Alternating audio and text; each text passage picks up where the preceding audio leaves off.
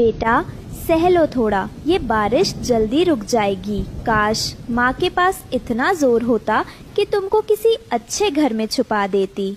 माँ, ठंड लग रही है, भूख भी लगी है। बेचैन रानो पड़ोसियों के पास गई। कबूतर, तोता और उल्लू दादा गोरी कौवी के घरों के पास गईं। भाई, मेरे बच्चों पर तरस खाओ, कुछ तिनके दे दो, बरसात में उनका बुरा हाल हो रहा है। मैं भी अपना छोटा सा घर बना लूंगी। रानो, हमारे पास पहले ही कम है, ये तिनके हमने महीनों मेहनत करके जुटाए हैं। तू तो हमेशा आखिरी वक्त पर भीख मांगने चली आती है। नहीं भाई, भीख नहीं मांग रही, सिर्फ मदद चाह रही हूँ। बच्चों की हालत देखकर मेरा कलेजा फटता है।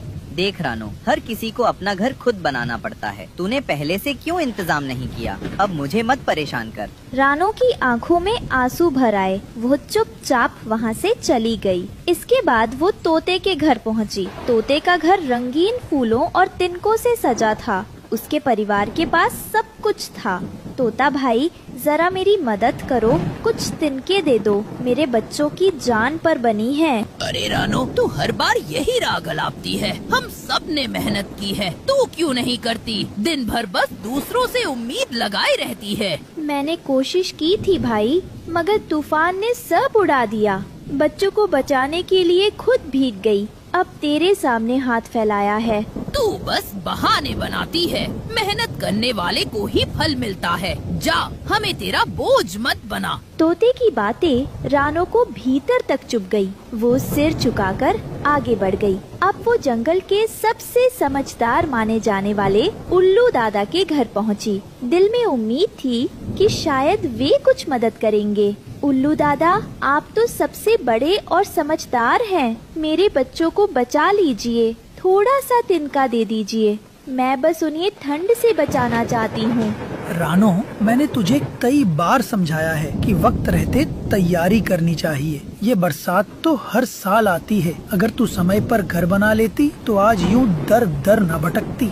दादा, मैं मानती हूँ गलती मेरी है, लेकिन बच्चे मासूम हैं, उनके लिए कुछ कर दीजिए। नहीं रानो, दुनिया की सच्चाई यही है, जो वक्त पर काम नहीं करता उसे सजा मिलती है। तू ये दर्द सहना सीख। रानो के पंख भारी हो गए। उसने सोचा था दादा रहम करेंगे, पर वहाँ भी ठुकरा दी गई।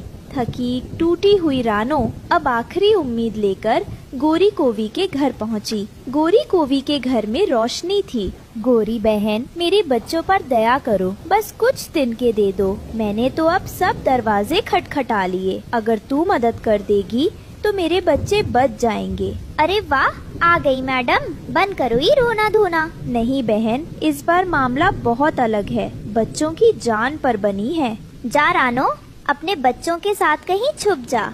हमें अपनी खुशियाँ क्यों बिगाड़नी? तू गरीब है, गरीब ही रहेगी। ये शब्द सुनकर रानो का दिल चकनाचूर हो गया। वह भारी कदमों से लौट आई। आसमान से पानी की बौछारें गिर रही थी, मानो खुदा भी उसकी बेबसी पर रो रहा था। इसी बीच जंगल का सबसे चालाक और लालची पक्षी कालू कौआ रानो का मजाक उड़ाने आ पहुंचा।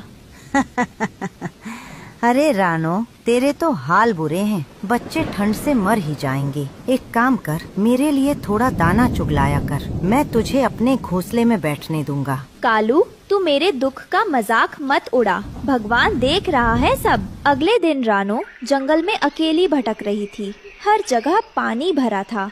हे मालिक, अगर तेरे घर में दया है तो मेरे बच्चों को एक आसरा दे दे। तभी रानो को एक पुराना गुलाब का पौधा दिखा। उसकी जड़ें हल्की हल्की चमक रही थी। रानो, तेरी सच्चाई और दुआ ने मुझे जगा दिया है। मेरे फूलों से तू घर बना ले, मैं तुझे हमेशा छुपाऊंगा। क्या तुम बोल सकते हो? हे गुलाब, क्या सचमुच मेरे बच्चों को सहारा दोगे? हाँ रानो, मेरे फूलों और पत्तियों से तेरा घर बनेगा। ये घर किसी तूफान या बरसात से नहीं टूटेगा। रानो ने कांपते हाथों से गुलाब की पत्तियां और फूल जोड़े। देखते ही देखते वहाँ एक सुंदर लाल गुलाब का घर बन गया। रानो अपने बच्चों को वहाँ लाई और उसमें जाकर राहत की सांस ली। माँ, कितना सुंदर घर है, इसमें खुशबू भी है और गर्माहट भी। ये घर मेरी मेहनत नहीं, खुदा की दुआ और गुलाब का करम है। गुलाब के घर की खबर जंगल में फैल गई। कालू कौवा गुस्से से जलने लगा। ये गरीब रानो अब गुलाब के घर में रहती है, सब उसे इज्जत दे रही हैं। ये बर्दाश्त नहीं होगा, ये घर तो मेरा होना चाहिए। एक रात कालू कौवा चुपके से गुलाब के घर के पास आया और कांटों को तोड़ने लगा, लेकिन जैसे ही उसने हाथ लगाया गुलाब के कांटे चुभ गए और उसके पंख से खून निकल पड़ा। आह, ये कांटे! ये घर तो किसी किले से कम नहीं। रानो ने सब देखा मगर उसने बदला नहीं लिया। हे भगवान, इसे भी सही राह दिखा दे, मेरे बच्चों को अब डर से दूर रख। धीरे धीरे बाकी पक्षी भी रानो के पास आने लगे। उन्हें एहसास हुआ कि असली अमीरी सोने चांदी में नहीं बल्कि सच्चाई और दुआओं में है। रानो बहन, हमने तुझे अकेला छोड़ा पर तू नेक निकली, हमें माफ कर दो। भाई बहन, जब इंसान टूटा होता है तभी असली रिश्ते याद आते हैं। मैं सब भूल गई। आओ इस गुलाब के घर में सब मिलकर रहें। कालू कौवा अकेला रह गया। उसकी चालाकी उसे और गिराती रही। जंगल ने उसे ठुकरा दिया। काश मैं भी नेक बन जाता तो आज सब मेरा साथ देते। सच्चाई और सब्र का फल हमेशा मीठा होता है। मेरे बच्चों, याद रखना, भगवान देर करता है पर अंधेर नहीं।